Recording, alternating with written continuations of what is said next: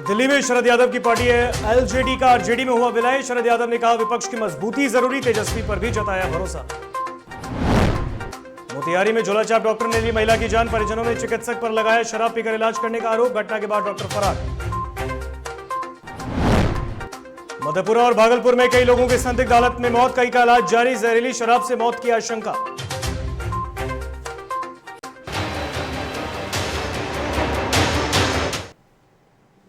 एक हुए शरद और लालू। नमस्कार, आप देख रहे हैं डीटीवी भारत और मैं हूं आपके साथ ऋतिक सुमन। खबरें विस्तार से, और इस वक्त एक बड़ी खबर से आपको रूबरू कराते हैं जो कि देश की राजधानी दिल्ली से सामने आ रही है। बड़ी खबर, राजद में शरद यादव की पार्टी का विलय हो गया है। बड़ी खबर, लोकतांत्रिक जनता दल का राष्ट्रीय जनता दल में विलय हुआ है। बड़ी खबर हम आपको बता रहे हैं। दिल्ली में कार्यक्रम के दौरान पार्टी का विलय हुआ है। बड़ी खबर, कार्यक्रम में बोले पूर्व सांसद और एलजेडी प्रमुख शरद यादव। मजबूत विपक्ष स्थापित करना समय की मांग है, शरद यादव का बयान, और इसलिए पार्टी का विलय उन्होंने आरजेडी में कराया। बीजेपी को घेरने के लिए समान विचार होंगे। फिलहाल नए विपक्ष के नेतृत्व पर शरद यादव ने चुप्पी साध ली है। वहीं तेजस्वी यादव पर भी शरद यादव ने भरोसा जताया है। बड़ी खबर, देश की राजधानी दिल्ली में आरजेडी में शरद यादव की पार्टी एलजेडी का विलय हो चुका है, और इसके बाद उन्होंने कहा है मीडिया से बात करते हुए कि ये समय की मांग है, विपक्ष की मजबूती इस वक्त जरूरी है और ये समय की मांग है, और इसीलिए उन्होंने अपनी पार्टी का विलय आरजेडी में कराया है। हालांकि उन्होंने नेता प्रतिपक्ष बिहार के आरजेडी नेता तेजस्वी यादव पर भी भरोसा जताया है। बड़ी खबर हम आपको बता रहे हैं, मजबूत विपक्ष स्थापित करना समय की मांग।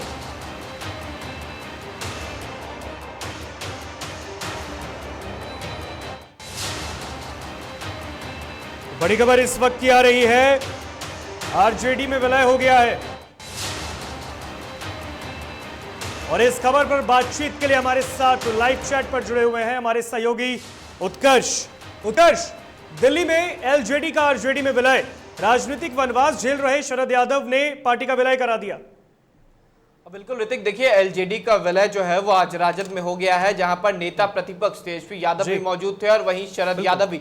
बताते चले कि कई दिनों से नेता प्रतिपक्ष तेजस्वी यादव की मुलाकात हो रही थी शरद यादव से। कई बार जब दिल्ली दौरे पर जाते थे तेजस्वी यादव, तब उन्होंने शरद यादव से मुलाकात की थी। हालांकि विपक्षी पार्टियों को मजबूत करने का ये एक अहम निर्णय जो है वो शरद यादव ने लिया है। बिहार में नेता प्रतिपक्ष को अगला मुख्यमंत्री बनाने की बात कह रहे हैं। जब मीडिया कर्मियों ने उनसे बात की तो उन्होंने कहा कि उन्हें तेजस्वी यादव पर पूरा भरोसा है और आने वाले भविष्य में बिहार के मुख्यमंत्री के तौर पर तेजस्वी यादव को वो देख रहे हैं। हालांकि जब उनसे पूछा गया कि क्या आपके पार्टी के विलय से जो जिस तरीके से बातें हो रही हैं बीजेपी को हराया जा सकता है, तो उस पर भी उन्होंने एक टिप्पणी की है। उन्होंने कह दिया है कि केवल एक ही विलय से बीजेपी को नहीं हराया जा सकता है, पूरे भारत के तमाम विपक्षी दल जो है वो अगर एक साथ आएंगे तो जरूर बीजेपी को हराया जा सकता है, क्योंकि जिस तरीके से बीजेपी आए दिन अलग अलग राज्यों में सरकार बना रही है, ऐसे में विपक्ष को मजबूत होना होगा।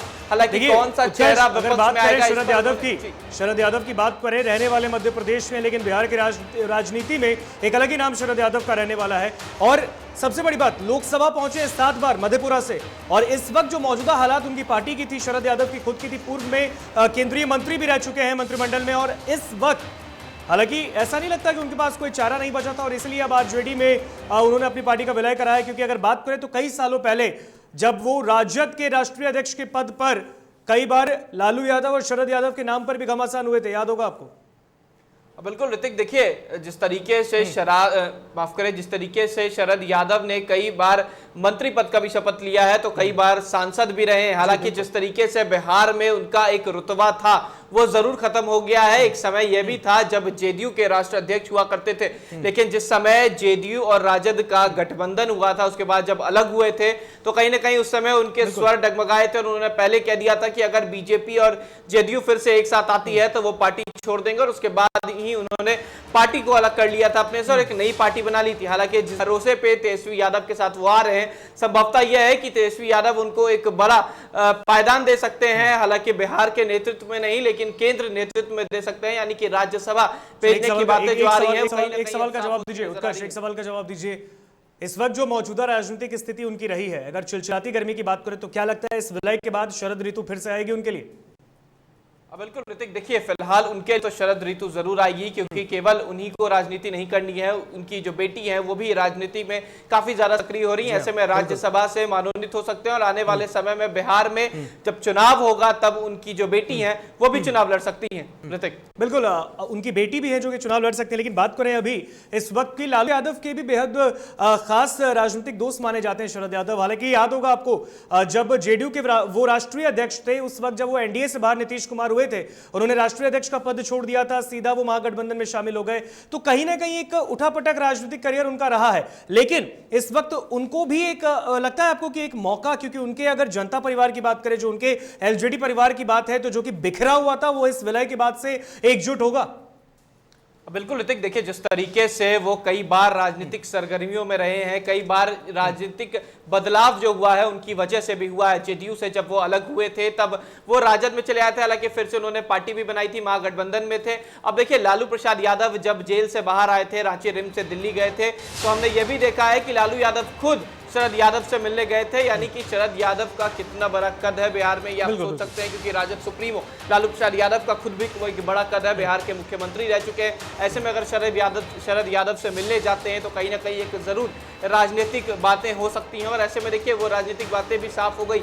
अब आरएलडी जो है वो आरजेडी में विलय कर रही है और साथ ही साथ जी हाँ बिल्कुल, एलजेडी अब आरजेडी में आ गई है, और कहीं ना कहीं अब ऐसे में देखने वाली बात होगी कि जो एक राजनीतिक साख उनकी खो रही थी, एक राजनीतिक वजूद जो शरद यादव का खो रहा था, इस विलय के बाद देखने वाली बात होगी कि किस तरीके से शरद यादव राजनीति में एक बार फिर से वापसी करते हैं। फिलहाल बहुत बहुत शुक्रिया उत्कर्ष इस खबर पर अधिक जानकारी हमसे साझा करने के लिए। तो इस वक्त ये बड़ी खबर दिल्ली से आई, जहां पर एलजेडी का आरजेडी में विलय हो गया है। लोकतांत्रिक जनता दल की बात करें, एलजेडी जिस पार्टी का विलय अब आरजेडी में हो गया है, और ऐसे में लालू और शरद अब एक साथ आ चुके हैं।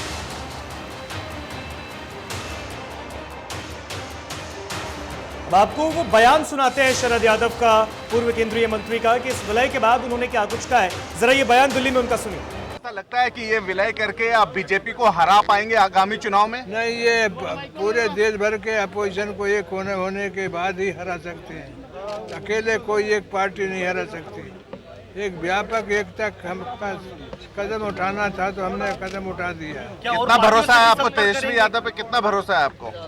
पूरा भरोसा है, पूरा भरोसा है, और आने वाला भविष्य जो है वो बिहार का तेजस्वी यादव। चलिए खबरों में आगे बढ़ेंगे। सुझाव या सियासत?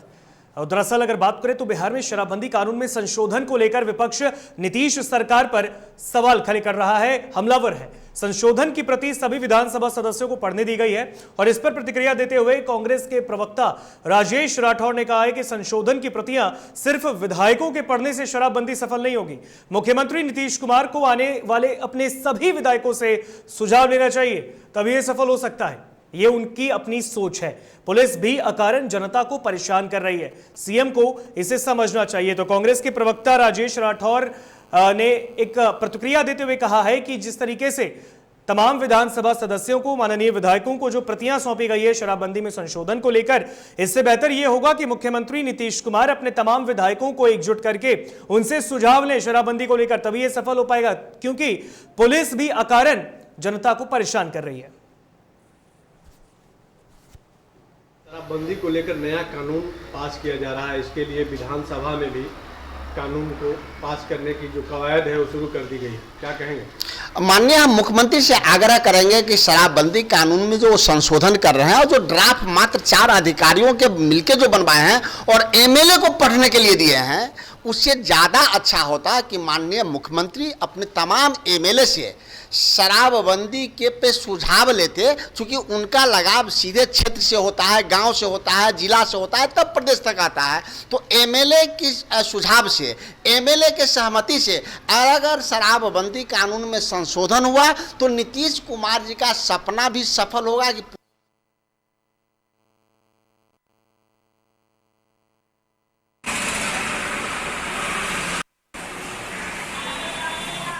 खबर पर बातचीत के लिए हमारे साथ पटना से जेडीयू के प्रवक्ता मनोज लाल दास मनु जुड़ गए। मनोज जी, बहुत बहुत स्वागत डीटीवी भारत में आपका। बहुत बहुत स्वागत। कांग्रेस के प्रवक्ता है राजेश राठौर, विपक्ष कह रहा है कि मुख्यमंत्री नीतीश कुमार को विधायकों को एकजुट करके शराबबंदी पर सुझाव लेना चाहिए, न कि प्रतियां जो सौंपी गई हैं शराबबंदी में संशोधन को लेकर, इससे कुछ नहीं होगा। आपका क्या विचार है इस पर? नहीं, उन्होंने जो संशोधन करना है सारे विधायकों को उस पर सौंपी गई है, उनसे भी राय ली जा रही है। ऐसे थोड़ी कि कोई अकेले होता है, सारे लोगों से मिलने के बाद ही तो कोई काम होती है। तो राय तो लेना ही चाहिए, बिना राय से कोई काम थोड़े बनता।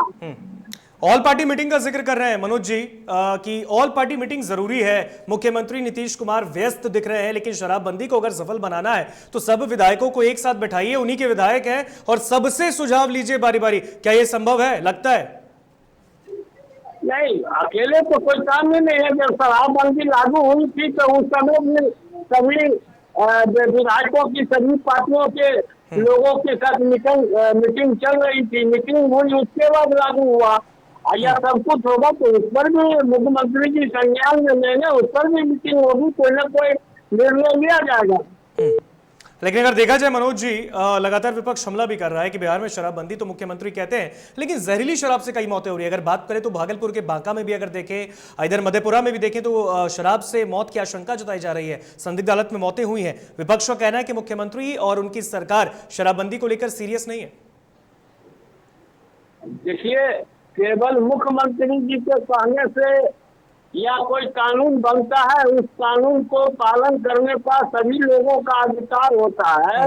और जहाँ जिस गांव में अगर जहरीली शराब बन रही, नकली शराब का निर्माण हो रहा है, तो वहाँ के पंचायत प्रतिनिधियों का, वहाँ के तमाम राजनीतिक दल के कार्यकर्ताओं का भी बनता है कि बिल्कुल ये सभी की जिम्मेवारी है। और मुख्यमंत्री अपने समाज सुधार अभियान में भी ये कह रहे थे कि तमाम जनप्रतिनिधियों को और तमाम लोगों को, बिहार के आवाम को भी इसके लिए आगे आना पड़ेगा। फिलहाल बहुत बहुत शुक्रिया मनोज जी, हमारे साथ जुड़े हुए थे। और मनोज लाल दास मनु, जनता दल यूनाइटेड के प्रवक्ता, और इस खबर पर बातचीत कर रहे थे।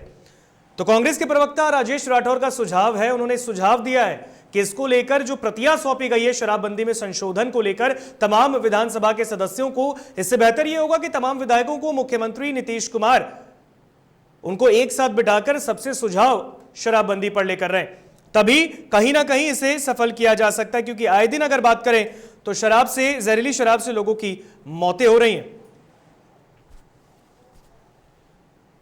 चलिए, अब हमारे साथ बीजेपी के प्रवक्ता आशुतोष झा फोन लाइन पे जुड़ गए, उनसे भी बातचीत करेंगे। आशुतोष जी, बहुत बहुत स्वागत डीटीवी भारत में आपका। आवाज नहीं आ रही है सर आपकी। सुन पा रहे हैं आशुतोष जी? जी, आवाज नहीं आ रही है आपकी ठीक से। सवाल हमारा ये है कि मुख्यमंत्री नीतीश कुमार, सवाल सुन पा रहे हैं आप? हाँ बोलिए ना जी। कांग्रेस के जो प्रवक्ता है राजेश राठौर, विपक्ष के जो लोग हैं, उनका कहना है कि जो शराबबंदी में संशोधन को लेकर विधानसभा के सदस्यों को प्रतियां सौंपी गई हैं, इससे बेहतर यह होगा कि तमाम विधायकों को मुख्यमंत्री बिठाएं और सुझाव लें। क्या आपका विचार इस पर? देखिए, सबसे बड़ी बात क्या होती है कि मुख्यमंत्री जी ने बिहार के अंदर पूरी तरह से शराब मुक्ति को लेकर के जो कार्यक्रम किया है, जो अभियान लिया है और जो नियम प्रतिबद्धता जताई है, उसको लेकर के बिहार के अंदर एक एक लोगों के अंदर प्रसन्नता है जी। विपक्षी दल के जो लोग हैं वो बेवजह सरकार को बेवजह घेरने का काम करते हैं और शराबबंदी के पक्ष में कहीं ना कहीं अपनी प्रतिक्रिया देने का काम करते हैं और सरकार को बदनाम करने का काम करते हैं। आज आप बिहार किसी भी गांव में चले जाइए, किसी भी शहरों में चले जाइए, किसी भी व्यक्ति से यदि आप पूछिएगा तो एक ही जवाब आपको मिलेगा कि मुख्यमंत्री जी ने, भारतीय जनता पार्टी और जदयू गठबंधन की सरकार ने बिहार के अंदर शराब मुक्ति करके बिहार को पूरी तरह से जागृत करने का काम किया है और एक एक लोगों की चिंता। लेकिन आशुतोष जी, विपक्ष तो ये भी कह रहा है कि होली के बाद ही अगर बात करें तो बिहार के कई जिलों से जहरीली शराब से मौतों की बात सामने आ रही है, इस पर क्या कहेंगे आप?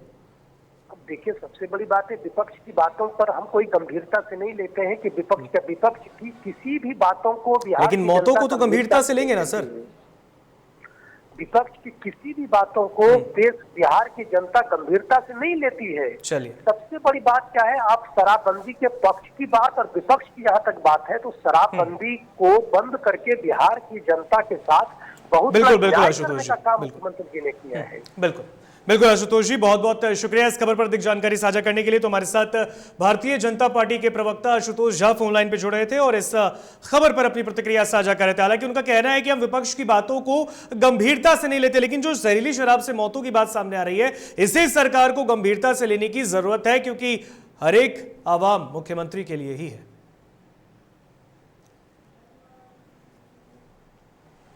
चलिए खबरों में आगे बढ़ेंगे। विधान परिषद में मंत्री अशोक चौधरी पर पूर्व मुख्यमंत्री राबड़ी देवी की टिप्पणी को लेकर बिहार की सियासत गर्म है और इस पर जदयू के प्रदेश सचिव राजेश तिवारी ने कहा कि राजद के कुछ प्रवक्ता अमर्यादित भाषा का प्रयोग करते हैं, इसे नहीं करना चाहिए। इसी से एक राजनीति की अलग मापदंड तैयार होती है। कभी अशोक चौधरी ने राबड़ी देवी को मुख्यमंत्री बनाने में सहयोग दिया था और आज उन पर ही अमर्यादित शब्द का प्रयोग किया जा रहा है, यह उचित नहीं। तो वहीं शरद यादव की पार्टी लोकतांत्रिक जनता दल की राजद में विलय पर जेडीयू प्रदेश सचिव ने कहा है कि राजद एमपी एमएलए बनाने के लिए फ्लैट और जमीन लिया करते थे, लेकिन राजद के तेजस्वी उससे भी आगे निकले। राज्यसभा सांसद बनाने के लिए उन्होंने शरद यादव की लोकतांत्रिक जनता दल पार्टी को ही राजद में विलय करा लिया। जो राजद का जो संस्कृति है, आज इस स्थिति में इस तरह से शब्दों का भाषा जो इस्तेमाल किया जा रहा है वह कहीं भी गलत नहीं है। अब ये बताइए, एक दलित हैं अशोक चौधरी, और अशोक चौधरी को जिस शब्दों से उनको नवाजा जा रहा है वो कहाँ से उचित हो रहा है? वह एक मंत्री हैं और जिस राजद के लोगों को बोल रहे हैं उन लोगों को मालूम होना चाहिए 2000 में वो राजद को ही हरा करके वो जीते थे और उन्होंने ही दूसरी बार राबड़ी देवी जी को मंत्रिमंडल में मुख्यमंत्री बनाया था। इस तरह का भाषा का इस्तेमाल करना कहीं से भी राजद को सहयोग नहीं देता है और भाषा का इस्तेमाल करते करते ऐसे ऐसे लोगों को प्रवक्ता बना दिया गया है जो भाषा का मर्यादा भूल करके और एक राजनीतिक में एक अलग मापदंड बना रहे हैं। बोचहा विधानसभा सीट पर उपचुनाव होने हैं और इसे लेकर बिहार की सियासत में घमासान मचा है। तो वहीं बीजेपी ने बोचहा विधानसभा सीट पर बेबी कुमारी को अपना उम्मीदवार घोषित कर दिया है। इस पर प्रतिक्रिया देते हुए कांग्रेस के प्रवक्ता राजेश राठौर ने कहा कि बोचहा विधानसभा वीआईपी की सिटिंग सीट है, पर यूपी में जेडीयू और वीआईपी के बीजेपी के खिलाफ चुनाव लड़ने का यह नतीजा है। तो वही प्रवक्ता ने कहा कि मुकेश सहनी ने आरजेडी पर पीठ में खंजर मारने का आरोप लगाया था, पर बीजेपी ने तो बोचहा विधानसभा सीट पर अपना उम्मीदवार उतारकर सीने पर गोलियों की बौछार कर दी। कि सियासत में एक बार फिर से घमासान मचा हुआ है। इसलिए घमासान मचा हुआ है कि बोचहा सीट पर बीजेपी ने अपना कैंडिडेट दे दिया है बेबी कुमारी को, लेकिन वो वीआईपी की सिटिंग सीट है। इस पर हम बात करने के लिए कांग्रेस के मुख्य प्रवक्ता राजेश राठौर हैं, हम इनसे जानेंगे। सर, बोचहा की जो विधानसभा सीट है उस पर उपचुनाव होने हैं, उसको लेकर के जो वीआईपी और बीजेपी में घमासान मचा हुआ है। वीआईपी की सिटिंग सीट थी लेकिन उस पर बीजेपी ने अपना कैंडिडेट घोषित कर दिया है, क्या कहेंगे? मुकेश सहनी जी को पहले ही सोचना चाहिए था कि भारतीय जनता पार्टी घड़ियाल है। जब जेडीयू जैसे अपने साथी के अरुणाचल के छऊ एमएलए को निकल गया तो मुकेश सहनी किस खेत के मूली हैं? मुकेश सहनी का हाल देखिएगा कि आने वाले दिनों में चिराग पासवान जैसा भारतीय जनता पार्टी करेगी, उन्हीं के एमएलए से उनको पार्टी से बाहर करा देगी। असली वीआईपी के मालिक हो जाएंगे एमएलए लोग। मुकेश सहनी को फिर वीआईपी के बाद वीवीआईपी पार्टी बनाना पड़ेगा। इसलिए वक्त है कि मुकेश जी अभी भी सतर्क हो जाए, भारतीय जनता पार्टी से नाता तोड़ के नए राजनीतिक विकल्प दें। अगर नए राजनीतिक विकल्प नहीं तलाशेंगे तो मुझे नहीं लगता है कि मुकेश सहनी के प्रत्याशी कहीं बोचहा विधानसभा सीट पर लड़ाई दे पाएंगे। वहीं इस वक्त एक बड़ी खबर से आपको रूबरू कराते हैं जो कि मोतिहारी से आ रही है। बड़ी खबर, झोला छाप डॉक्टर ने महिला की जान ले ली है। बड़ी खबर हम आपको बता रहे हैं मोतिहारी से। झोला छाप डॉक्टर ने महिला की जान ली है। नसबंदी करवाने गई महिला की मौत हो चुकी है। बड़ी खबर, इलाज में लापरवाही के कारण महिला की जान गई है। बड़ी खबर मोतिहारी से आ रही है। इलाज में लापरवाही के कारण महिला की जान चली गई। डॉक्टर पर शराब पीकर इलाज करने का आरोप लगा है। बड़ी खबर हम आपको बता रहे हैं। घटना के बाद नर्सिंग होम के डॉक्टर और कर्मी फरार हो गए हैं। मौत के बाद परिजनों ने नर्सिंग होम में उत्पात भी मचाया, जिसके बाद पुलिस ने आक्रोशित परिजनों को शांत कराई है। बड़ी खबर, चकिया के निजी नर्सिंग होम। क्या स्थिति में नहीं, कैसे हो गया है? ऑपरेशन में गई है, उसी समय खत्म हो गई है। तो आप अपने आई थी कि किसी के सजेशन पे यहाँ दिखाने आई थी?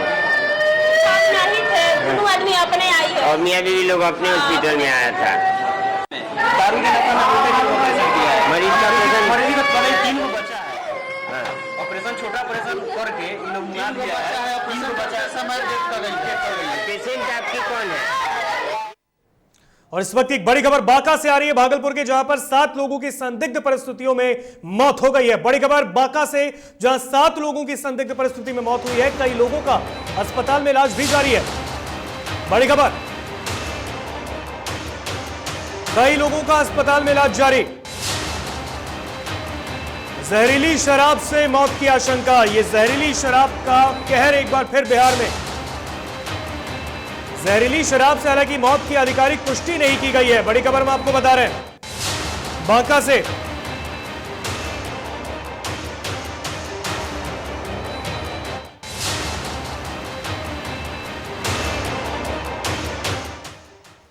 होली खत्म होते ही जहरीली शराब का तांडव एक बार फिर से देखने को मिलने लगा है और इसी कड़ी में मधेपुरा जिला के मुरलीगंज में 4 लोगों की संदिग्ध स्थिति में मौत हुई। बताया जा रहा है कि यह मौत जहरीली शराब से हुई है। तो वहीं लोगों की माने तो होली में जहरीली शराब पीने से 22 लोग बीमार हैं, जिन्हें बारी बारी से मुरलीगंज पीएचसी और निजी अस्पतालों में इलाज के लिए भर्ती कराया गया। तो जानकारी के मुताबिक 3 मृतक एक गांव के दिग्घी के रहने वाले बताए जा रहे हैं, जबकि एक मुरलीगंज मुख्य बाजार के वार्ड नंबर 9 का निवासी। हालांकि शराब से मौत के बारे में पुलिस और परिजन इनकार कर रहे हैं। तो कई शवों को पुलिस के सहयोग से आनन फानन में रात के अंधेरे में जलाने की भी बातें सामने आई हैं।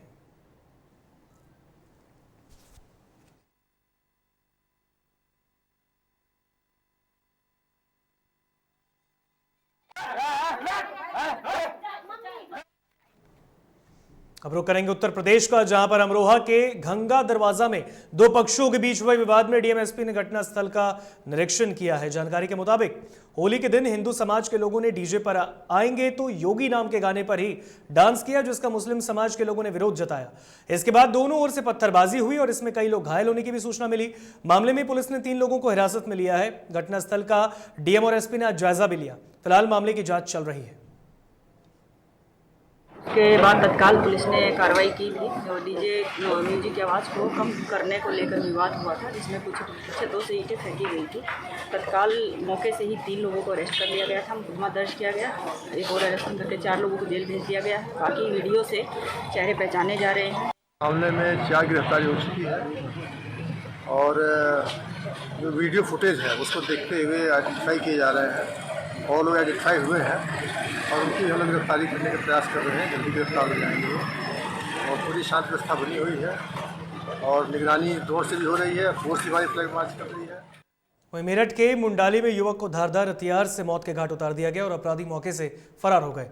घटना की सूचना मिलते ही मौके पर पहुंची पुलिस ने शव को कब्जे में लेकर पोस्टमार्टम के लिए भेजा है और मामले की जांच में जुटी है। परिजनों ने पैसों के लेन देन को लेकर हत्या का कारण बताया है।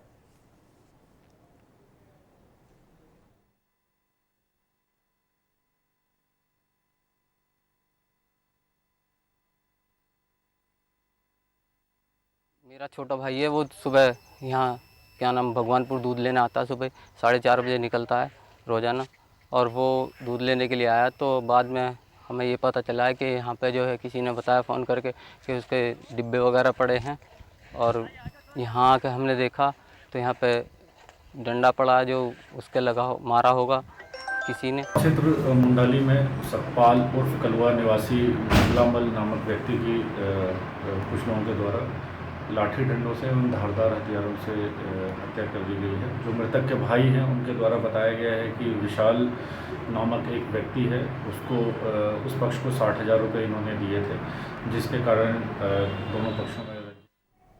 श्रावस्ती में जिलाधिकारी नेहा प्रकाश ने पल्स पोलियो अभियान का शुभारंभ किया है। पल्स पोलियो अभियान के तहत आज पोलियो पिलाया जाएगा। 0 से 5 साल तक के बच्चों को पल्स पोलियो की खुराक दी जाएगी। साथ ही कल से डोर टू डोर पोलियो की खुराक भी पिलाई जाएगी और इस दौरान जिलाधिकारी नेहा प्रकाश ने कहा कि कोई भी बच्चा पोलियो की खुराक से वंचित न रहे।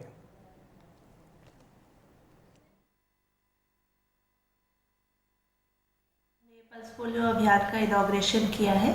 इसमें अगले कुछ दिनों तक सभी बूथ्स पर और हाउस टू हाउस जाकर सभी 0 से 5 साल के बच्चों को पोलियो की दवाई पिलाई जाएगी। फिलहाल खबरों के सफर में इतना ही। आप मुझे दीजिए इजाजत। देखते रहिए DTV भारत। नमस्कार।